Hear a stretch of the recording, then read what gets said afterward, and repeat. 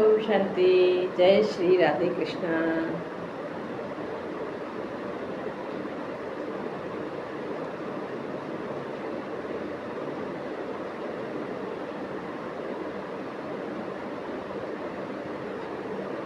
देखिए, हम अपनी फैमिली में जितने भी मेंबर्स हैं, जितने भी लोग हैं, ये सब हमारी मर्ज़ी से नहीं मिले हैं। ये सब हमारे कर्मिक अकाउंट की वजह से मिले। जैसा हमारा जिसके साथ कर्मों का हिसाब किताब होता है ना, वैसे ही लोग हमारे जीवन में आते हैं। आपने देखा होगा कई बार बहुत अच्छी फैमिली वाले मिल जाते हैं, बहुत प्यार करने वाले मिल जाते हैं।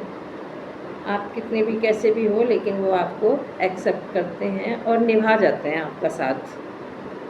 और कई बार आपने देखा होगा कि आप कितने भी अच्छे हों, आप कितना भी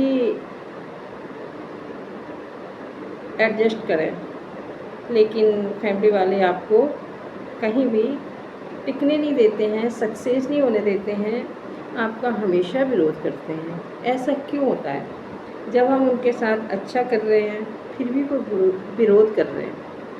तो मैंने कुछ भी गलत नहीं किया उनके साथ, फिर भी वो मेरे साथ गलत कर रहे हैं। तो कुछ ना कुछ तो है। कहते हैं ना, बिना आग के धुआं नहीं होता। बिना कर्म किए ऐसे लोग नहीं मिलते। तो वो ऐसे लोग होते हैं जिन्हें हमने अपने पिछले जन्म में बहुत परेशान किया होता है। तो वो इस जन्म में हमारे फैमिली मेम्बर्स बन के हमारे जीवन में आते हैं और हमारे जीवन को तहस नहस करके रख देते हैं। कई बार आपने देखा होगा कि माता पिता बहुत अच्छे होते हैं, बहुत अच्छे, लेकिन उनका जो बच्चा है ना, वो खराब निकल जाता है। माता पिता बहुत संस्कारी हैं, पूजा पाठ वाले हैं, बहुत अच्छे हैं, लेकिन बच्चा है शराबी है, जुआरी है। उसने माँ बाप का जीना भी हराम कर रखा है, क्योंकि कुछ कमाता भी नहीं है और उसको पैसे तो चाहिए ही खर्च के लिए, रोज़ पीना पिलाना है। तो लोग कहते हैं ना कि माँ बाप के कर्मों का फल बच्चों को मिलता है। कभी कभी बच्चों के कर्मों का फल भी माँ बाप को भुगतना पड़ता है, क्योंकि वो जिस पैसे से उनकी परवरिश करते हैं, वैसे ही उनमें संस्कार पड़ते हैं। जैसे मान लीजिए, बचपन में बच्चा छोटा है मेरा, अब मैंने किसी की बेईमानी की या किसी का पैसा चोरी किया या किसी से झूठ बोलकर ठग लिया, तब मैंने अपने बच्चे को पाला, उस पैसे से उसकी परवरिश की। तो मेरा धन कैसा था? पाप से लिप्त था, क्योंकि मैंने चुराया था, बेईमानी की थी, धोखे से कमाया था। तो उस पैसे से जब हमने अपने बच्चे को पाल पोस कर बड़ा किया, तो उसमें संस्कार कैसे पड़ेंगे? झूठ बोलने के, चोरी करने के, धोखाधड़ी करने के। नेचुरल है। कहते हैं जैसा खाओ अन्न वैसा बने मन। तो हमने किस पैसे से अन्न मंगाया था? देखिए, पैसे के बिना तो कुछ आता नहीं है ना। पैसे से ही तो हम सारी चीज़ें लेते हैं। वो पैसा ही हमने गलत तरीके से कमाया था। तो मेरे जीवन में तो ये सब हो नहीं था, क्योंकि हमने उसकी परवरिश गलत ढंग से की थी। इसलिए हमें कभी भी अपने बच्चों की परवरिश इस प्रकार के पैसे से नहीं करना चाहिए। बच्चों में गलत संस्कार पड़ते हैं। जो हम ईमानदारी से, मेहनत से कमा कर लाते हैं, उस पैसे से यदि हम बच्चे की परवरिश करते हैं, तो हमारा बच्चा भी ईमानदार और कर्मनिष्ठ बनता है। तभी कई बार आपने देखा है, गरीब का बच्चा कितना आगे निकल जाता है। कई बार देखो, पढ़ने सुनने को मिलता रहता है कि रिक्शे वाले की लड़की है डॉक्टर बन गई, फलाने की लड़की ये बन गई, वो बन गई। कैसे बन गई? और कई बार देखा, बहुत बहुत नेताओं के, अमीरों के बच्चे शराबी, जुआरी क्लब में जा रहे हैं, कभी फिजूल खर्ची कर रहे हैं, मतलब कोई अच्छा काम नहीं कर रहे हैं। क्योंकि उनका पैसा गलत तरीके से आ रहा है, तो फिर वो गलत तरीके से खर्च भी हो रहा है। और रिक्शे वाला मेहनत कर रहा है, सारा दिन रिक्शा खींच रहा है, तो मेहनत का पैसा कहीं तो अपना रंग दिखाएगा ना, तो वो सफलता के रूप में रंग दिखाता है। तो हमें हमेशा अच्छे ही काम करना चाहिए, किसी की भी बेईमानी नहीं करनी चाहिए, चोरी नहीं करनी चाहिए, छल कपट के द्वारा नहीं कमाना चाहिए। नहीं, यदि हमने कमा भी लिया, मान लीजिए बच्चे भी सही निकल गए कुछ हमारे पुण्य प्रभाव के कारण, तो फिर हमारे बुढ़ापे में शारीरिक बीमारियां इतनी आ जाएंगी कि हमारा सारा धन डॉक्टर ले जाएगा, दवाइयों में चला जाएगा, लेकिन वो धन मेरे पास रुकेगा या टिकेगा नहीं। इसलिए आपकी अगर किसी ने बेईमानी की है तो आप तसल्ली कीजिए, सब्र रखिए, धैर्य रखिए।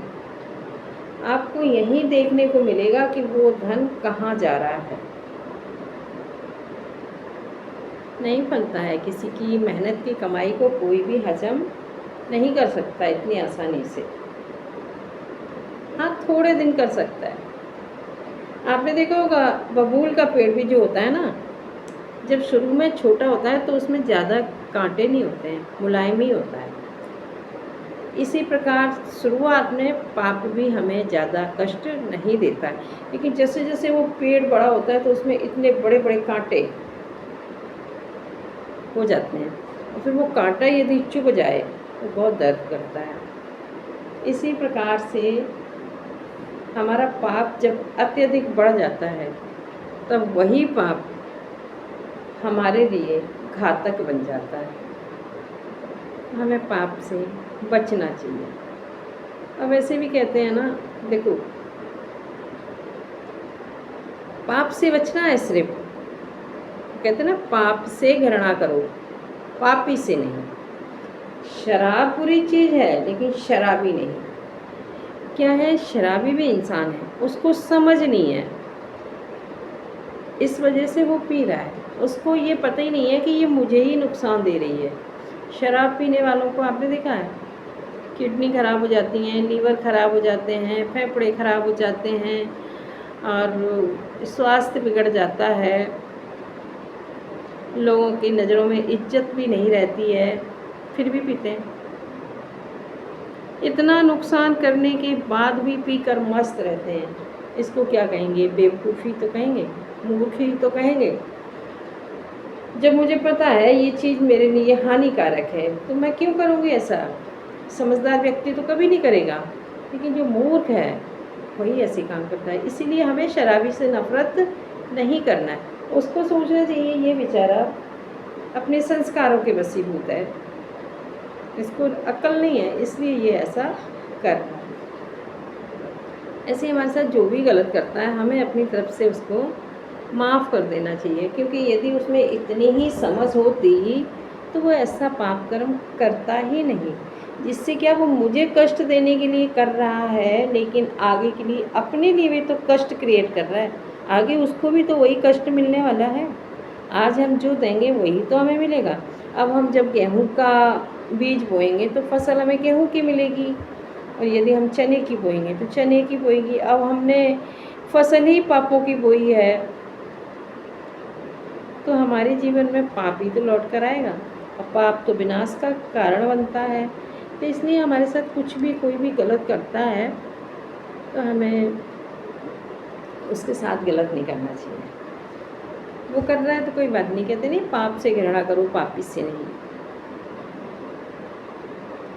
यदि आपको मेरी बात सही लगती हो तो फॉलो कीजिएगा, सब्सक्राइब कर लीजिएगा। ओम शांति। बहुत बहुत शुक्रिया, बहुत बहुत धन्यवाद आप लोगों का। आगे फिर मिलूँगी किसी स्टोरी के साथ। ओम शांति।